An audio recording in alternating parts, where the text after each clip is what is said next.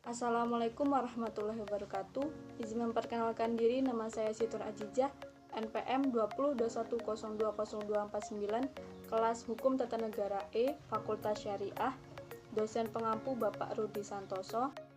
Assalamualaikum warahmatullahi wabarakatuh. Izin memperkenalkan diri, nama saya Tigar Syaputra, NPM 2021020366, kelas Hukum Tata Negara E, Fakultas Syariah. Assalamualaikum warahmatullahi wabarakatuh. Perkenalkan, nama saya Weni Trijulianggraini, NPM 2021020462. Saya dari Fakultas Syariah, Prodi Hukum Tata Negara kelas E, dosen pengampu Bapak Rudi Santoso. Assalamualaikum warahmatullahi wabarakatuh. Izin memperkenalkan diri, nama saya Ivinka Febiana, NPM 2021020251, dari kelas E, Hukum Tata Negara. Pengertian masyarakat madani.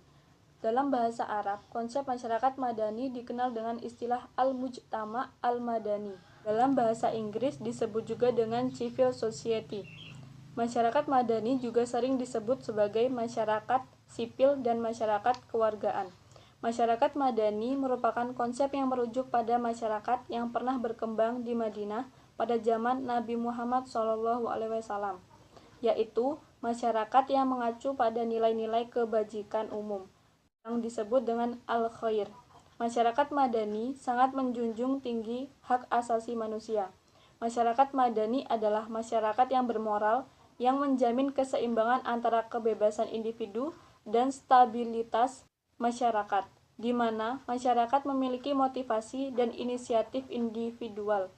Menurut Kamus Besar Bahasa Indonesia, masyarakat madani adalah masyarakat yang menjunjung tinggi norma, nilai-nilai, dan hukum yang ditopang oleh penguasa teknologi yang beradab, iman, dan ilmu. Istilah masyarakat madani di Indonesia diperkenalkan oleh Dato' Anwar Ibrahim ketika berkunjung ke Indonesia. Dalam ceramahnya pada Simposium Nasional dalam rangka Forum Ilmiah pada acara Festival Istiqlal 26 September 1995. Anwar Ibrahim menyebutkan bahwa masyarakat madani adalah sistem sosial yang subur, diasaskan pada prinsip moral yang menjamin keseimbangan antara kebebasan perseorangan dengan stabilitas masyarakat. Masyarakat madani dikenal masyarakat dari hijrahnya Rasulullah SAW dari Mekah ke Madinah 13 tahun setelah Nabi Muhammad membangun landasan tauhid sebagai pondasi dasar masyarakat atau komunitas Mekah, menuju ke Yastrib dan mengubah nama menjadi kota Madinah yang diambil dari kota Madaniyah yang berarti peradaban. Sistem sosial madani yang dikembangkan Nabi Muhammad memiliki beberapa keunggulan, yakni kesetaraan. Definisi masyarakat madani menurut para ahli. Menurut Nurkolis Majid, masyarakat madani adalah masyarakat yang merujuk pada masyarakat Islam yang pernah dibangun Nabi Muhammad SAW di Madinah sebagai masyarakat kota atau masyarakat peradaban dengan ciri antara lain ekulitural atau kesederajatan, menghargai prestasi, keterbukaan, toleransi, dan musyawarah. Menurut Muhammad A.S. Hikam, masyarakat madani adalah wilayah-wilayah kehidupan sosial yang terorganisasi dan bercirikan antara lain kesukarelaan, kuasadayaan, dan kemandirian yang tinggi berhadapan dengan negara, dan ketertarikan dengan norma-norma dan nilai-nilai hukum yang diikuti oleh warganya. Ciri-ciri masyarakat madani. Secara umum, masyarakat madani dapat diartikan sebagai masyarakat atau institusi yang mempunyai ciri-ciri antara lain kemandirian, toleransi, keswadayaan, kerelaan menolong satu sama lain, menjunjung tinggi norma dan etika yang telah disepakati bersama-sama. Secara historis, upaya untuk merintis institusi tersebut sudah muncul sejak masyarakat Indonesia mulai mengenal pendidikan modern dan sistem kapitalisme global serta modernisasi yang memunculkan kesadaran untuk mendirikan organisasi-organisasi modern seperti Budi Utomo Syarikat Dagang Islam, Muhammadiyah, dan lain-lain. Gambaran bentuk masyarakat masa depan yang ingin umat manusia mengakui harkat manusia adalah hak-hak dan kewajibannya dalam masyarakat, yaitu masyarakat madani. Dapat juga dijelaskan dengan karakteristik sebagai berikut. 1. Masyarakat yang mengakui hakikat kemanusiaan yang bukan sekedar mengisi kebutuhannya untuk hidup, tetapi untuk eksis sebagai manusia. Yang kedua, pengakuan hidup bersama manusia sebagai makhluk sosial melalui sarana negara. Negara menjamin dan membuka peluang kondusif agar para anggotanya dapat berkembang untuk merealisasikan dirinya dalam tatanan vertikal atau tatanan horizontal. Interaksi kedua tatanan tersebut penting karena tanpa orientasi kepada Tuhan, maka tatanan kehidupan bersama tidak bermakna. Tuhan adalah sumber nilai yang mengatur keseluruhan kehidupan manusia.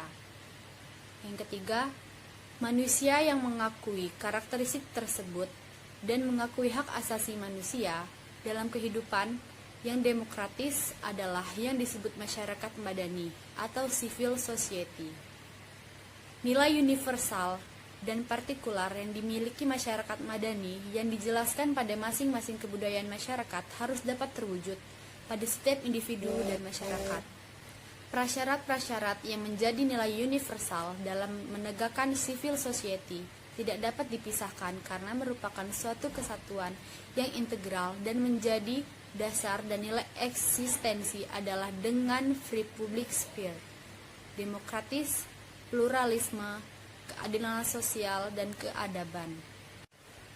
Sebagaimana yang tercantum dalam Al-Quran, persyaratan-persyaratan yang menjadi nilai universal dalam penegakan social society atau masyarakat madani adalah sebagai berikut pada surat Al-Baqarah ayat 184 yang artinya, dan bagi tiap-tiap umat dan kiblatnya yang ia menghadap kepadanya, maka berlomba-lombalah dalam membuat kebaikan. Di mana saja kamu berada, pasti Allah akan mengumpulkan kamu sekalian pada hari kiamat. Sesungguhnya Allah Maha Kuasa atas segala sesuatu. Yang kedua, pada surat An-Nisa ayat 58 yang artinya, sesungguhnya Allah menyuruh kamu menyampaikan amanat kepada yang berhak menerimanya, dan menyuruh kamu apabila menetapkan hukum di antara manusia supaya kamu menetapkan dengan adil.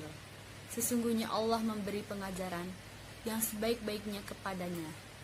Sesungguhnya Allah Maha mendengar lagi Maha melihat. Dan ada beberapa ayat pada surat-surat lainnya.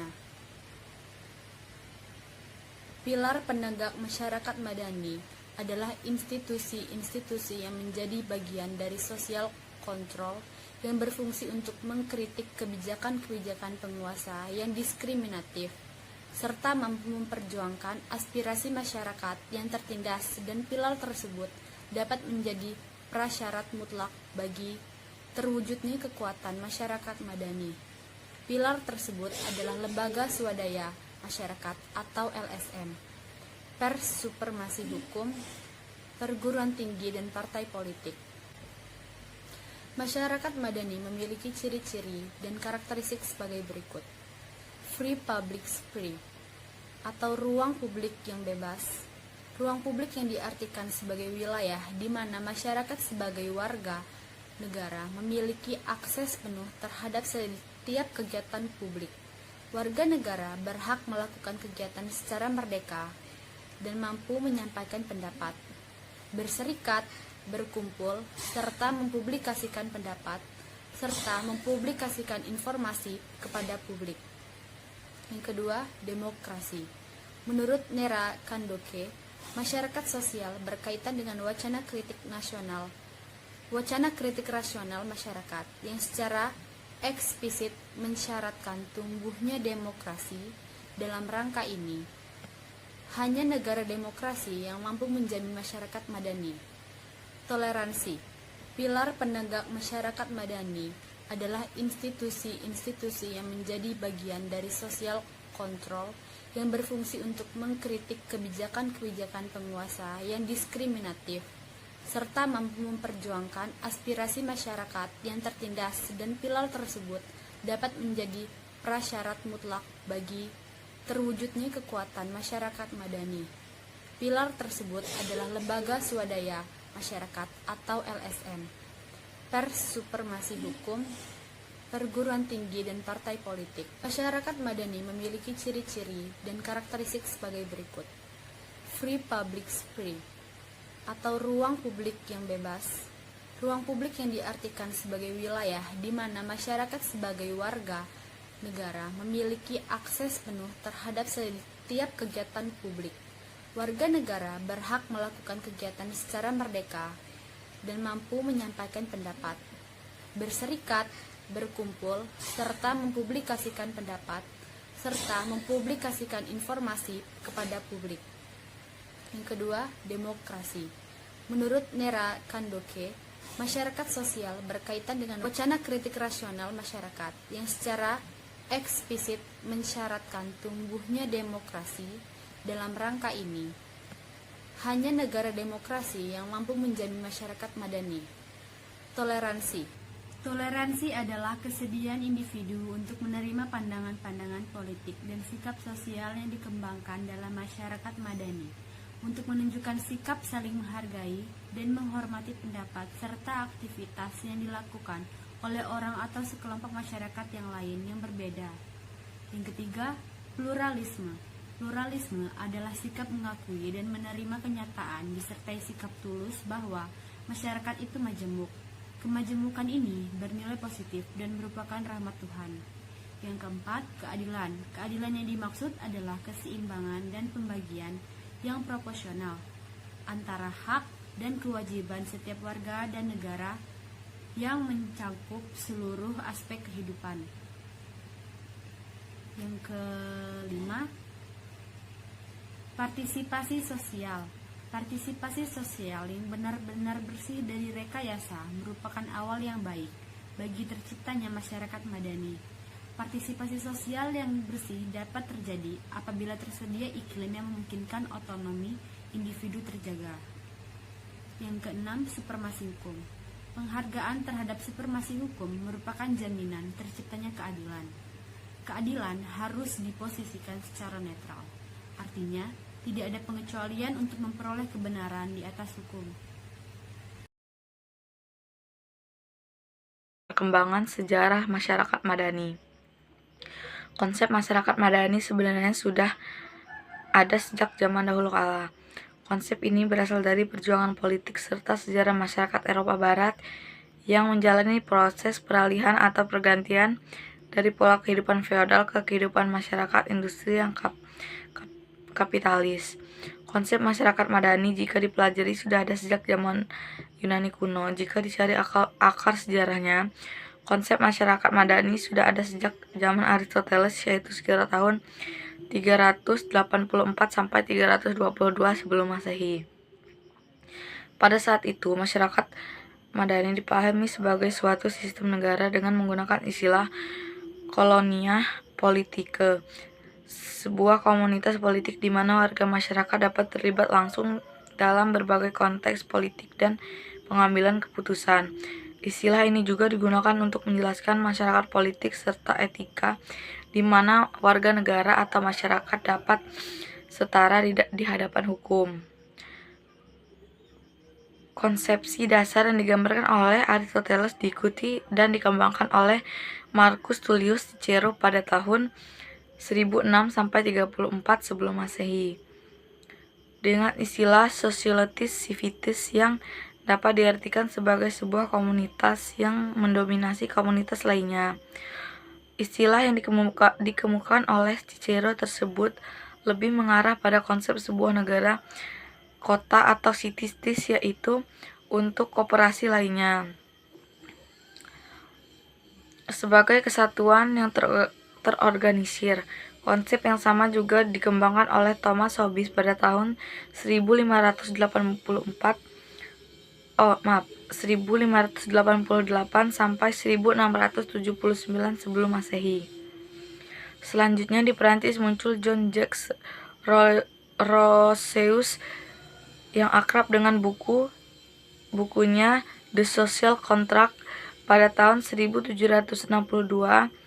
Dalam buku J.J. Roseus berbicara tentang pemikiran otoritas rakyat dan kesepakatan politik yang harus dilakukan antara manusia dan kekuasaannya.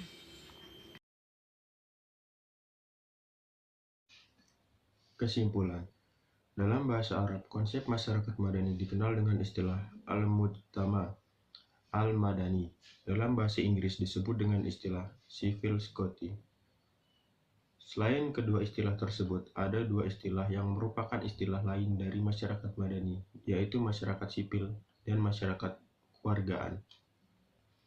Jadi dapat disimpulkan dari beberapa istilah dan menurut para ahli bahwa masyarakat madani merupakan konsep tentang masyarakat yang mampu memajukan dirinya melalui aktivitas mandiri dalam suatu ruang gerak yang tidak mungkin negara melakukan intervensi terhadapnya.